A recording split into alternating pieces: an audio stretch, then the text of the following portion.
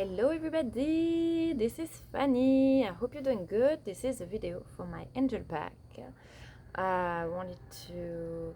I was talking with my friend Teresa yesterday and we were having this conversation that was awesome, and now I'm rereading the beginning of the Underdog Advantage, and when Dean is talking about when George Washington was an underdog, right? When he freed America, but mostly how his story of when nobody took him seriously, and literally that's crazy that I was reading this today because it was literally exactly that was what I was telling to Teresa last night.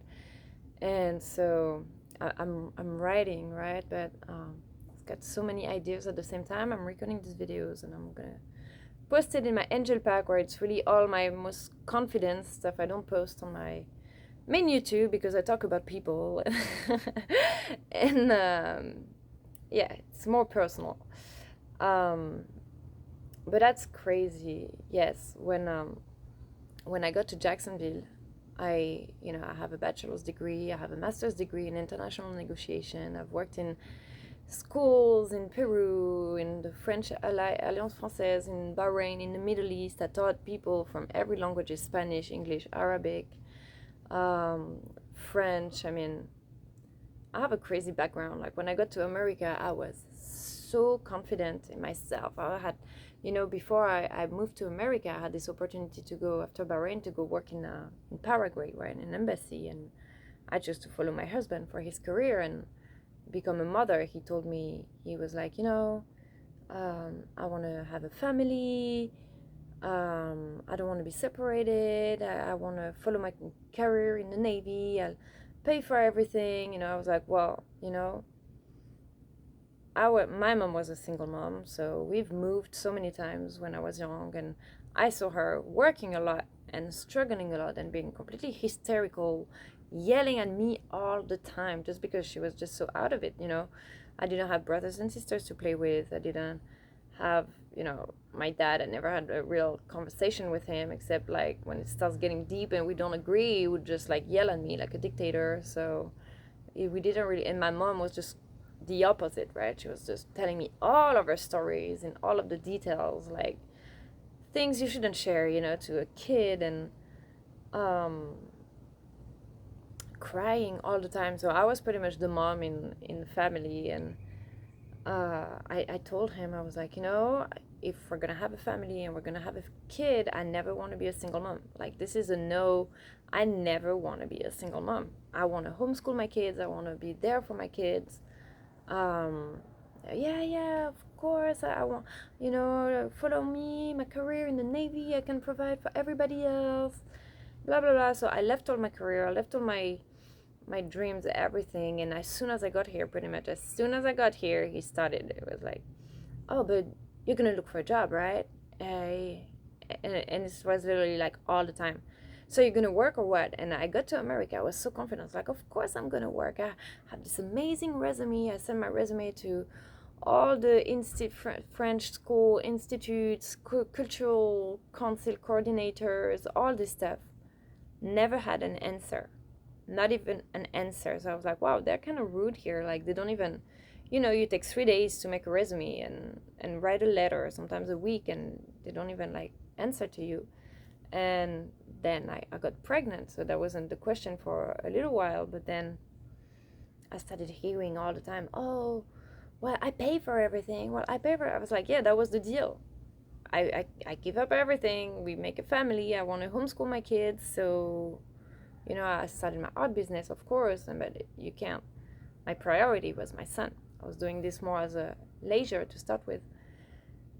And then I got to Jacksonville, and my son was a little older, so I started being able to do a little more activities and working a little bit. And literally, no one ever took me seriously. That was crazy. Like, I was talking to Teresa because she was like, oh, you should work with this art business. You should work with this. I was like, I'm not working with, I don't want to apply to these partnerships anymore because there's so many days of my life I invested into partnerships and supporting people who not necessarily supported me back. I worked at the gallery Literally, I worked at a gallery in Jacksonville. I volunteered for 6 months. I was there all the time. I was literally doing things without them asking me, like reorganizing the gallery. One day she shows up at the gallery. She's like, "What happened here?" I was like, "Well, I rearranged the gallery. Like everybody, all the artists, brought their paintings. So I stayed literally till 9 o'clock unpaid at night to organize all the gallery, make it look amazing." And like she was literally like, "You didn't have the permission to touch all these artworks." And I was like, well, maybe thank you would be appropriate. Like, I'm an artist, I'm super meticulous. Like, do you see what I do, the dottism? Like, trust me, I know my shit. Like, I'm not here trying to break people's painting. And it was just like this to start with. And then, they were looking for hiring someone. And so I was like, yeah, I need to work. I'm in the middle of divorce. I need money. So she hired me and this other girl that was just, nice, but honestly, the typical superficial, and just like the art was like hanging herself, and like she was teaching her kids to burn villages, and like, I was all like love and colors and stuff. And at the time, like, they were looking for someone to hire at the cultural council, and I was like, oh, you should, I'm applying for the job. Okay, then, and she hired the girl. Then they are looking for an executive director, and I've had all the qualifications. Literally everything on my resume was for that job. And so I emailed it, apply for the job. I emailed it to a girl that I know that is awesome, works at the cultural council. And I was like, hey, can you recommend me a little bit? Like, we work together. And she didn't answer me. And then I learned that she has the job. And I was like, wow, I'm happy for her because she's amazing. She has the qualifications. But you think she could answer me like, hey, I'm sorry, I'm applying for the job too. Hey, may the best win. Then the school, my son's school, I wanted to be involved. I've always been involved. Like when we came here, I volunteered at the farm because I wanted to do an activity and be involved in his education as well. So I volunteered at the farm doing art classes so he can join. And then they hired me, for the summer camp. Then the next year, he goes to school, and the school, they're looking for a cultural committee, right? So we're putting together this cultural committee, and they're looking for a chair of the committee. And I'm telling them, like, look, there's so much. I'm in a divorce. I got so much stuff going on in my life. I don't want to be responsible for emails and all this stuff, but I will do everything I can, like, to help. So I redact this 25 pages like cultural program for, which is exactly what I did when I was in Bahrain before, and do this 25 pages cultural program for the entire school for an entire year, with the events, how to coordinate to the teachers, how to organize to all the point to the stations, like everything. I sent it to everybody, no answer. And then like 3 weeks after, they're like, oh, we're gonna hire this guy, $60,000. He put up a cultural plan for the year. And I read, and it's like exactly the same thing, except mine is better because the guy is a businessman and I was a teacher, so mine is directly accurate of like how to put stuff in place, and his is like super overlooked. And I was like, guys, I'm giving you for free the whole thing. You're gonna pay $60,000 to this guy. And in the end, like, never someone answered me back or wrote back to me. And it's just been like this all the time, like all the time since since I got to America. And I was just like, and then I read this today, and I read this about the George Washington, how he was just overlooked by everybody, an underdog. No one took him seriously, and how he actually took this as an advantage, and to actually take other people by surprise and free America. That just made my day to read that again, even though I read it before and I knew the story. But I was just, I'm just so much about to give up all the time. And the hardest thing, I think the hardest thing, I've worked a lot when I was in Bahrain. I have worked a lot, but it was the Alliance Française. So everything that we did, people would follow, people would come to the events. So we had an opportunity to prove ourselves and to deliver amazing content. For me, since I got here, and of course I'm not on my own because I have my mentors, and they literally just, that's the reason why I'm still doing this. If I didn't have my Dean and Tony and other people who inspire me, that I see they keep going and we have friendships, and it doesn't mean that it really translated into business opportunities at all, because my page and my business just went down. Like I went from selling some paintings to doing workshops here to nothing, zeros now. But it's my choice, because I decided to be creating larger projects and curriculums and more things that I'm gonna be able to sell and implement at the bigger scale. So that's I have a bigger goal now, because and all of this work that I've done, I think the hardest was to keep doing when no one is watching, keep doing when nobody cares, I believe so much in the stuff that I do, and even though nobody cares, I was like, okay, nobody cares, but I still have to do this. Like, this is so important and meaningful that I have to keep going, and maybe one day people are going to find the page and they're going to find it and it's going to help them. But yeah, that's like, wow, I'm actually practicing for a job interview right now, but I just want to give up. I'm just like, oh. Okay, so I'm gonna read a card. I'm gonna do a little reading from the Starseed Oracle, Star Code Astro. It's a cool oracle, beautiful card. But in the end, everything I built, all these curriculums, all this stuff, now I have it. I have like a database that I can offer, right, if people are interested. So nothing is ever a loss if you're working on stuff that you love. Okay, I'm gonna put a card here. Sorry, I didn't come outside. I decided to start recording that. Okay, Ceres. Nurture.